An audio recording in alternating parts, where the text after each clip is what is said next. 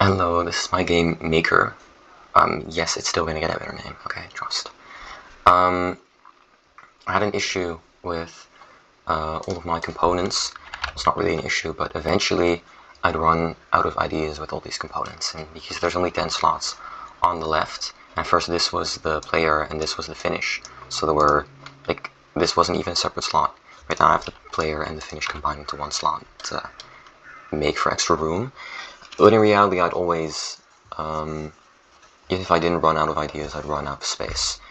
And that's already kind of been an issue. I have, for example, the one way, which can then be turned into, well, this one is kind of similar, so it makes sense it's a variant, but also into the redirector, which changes the direction of the player when they hit it, just into the direction of the arrow.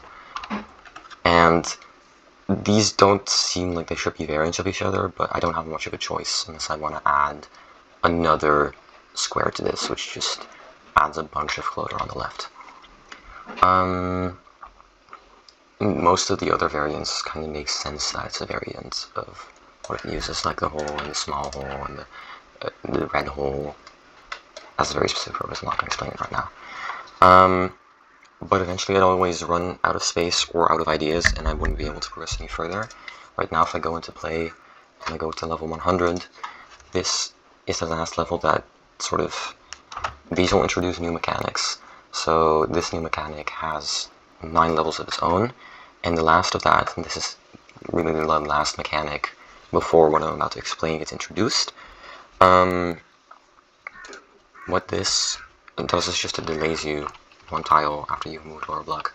It's not really important, but what it comes down to is this is the most complicated thing you can do. I mean, you can always expand the grid, you can always make a level bigger and add more stuff to it, but eventually it's just not going to be fun, and it's not going to be easy to think about and see, you know, everything all at once and comprehend it. So what I did instead was add something that combines multiple tiles into one. So just place a player, and I place a corner. Normally the corner bounces me around, and the block stops me. I can move against all sides of the block. If I then link them together, I both get stopped, and I get bounced. So my direction just changed, but I also didn't move further and then over to the right.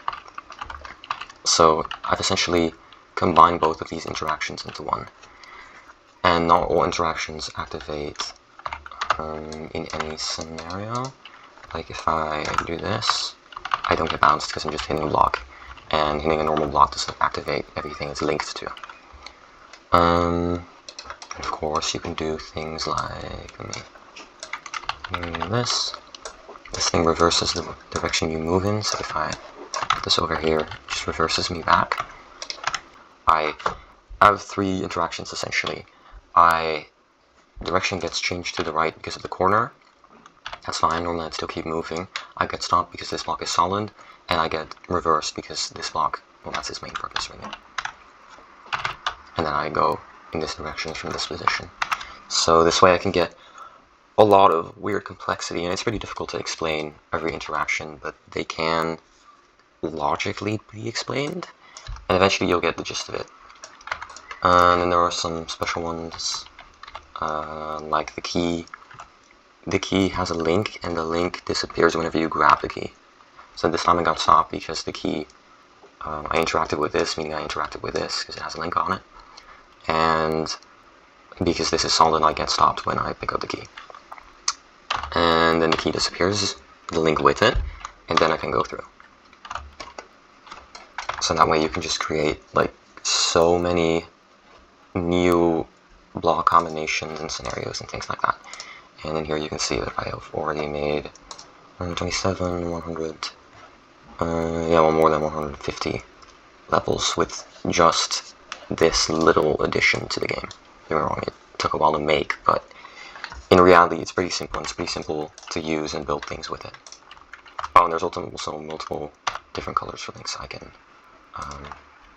make a blue one as well that links to different things to it. I'll do that. It's going to bounce me to the right, just like before. And I can do this, which is tilted up, so I'll bounce up, and this thing stops me, so I'll go up. And you can see that when I activate this, it doesn't also activate this because they're different colors.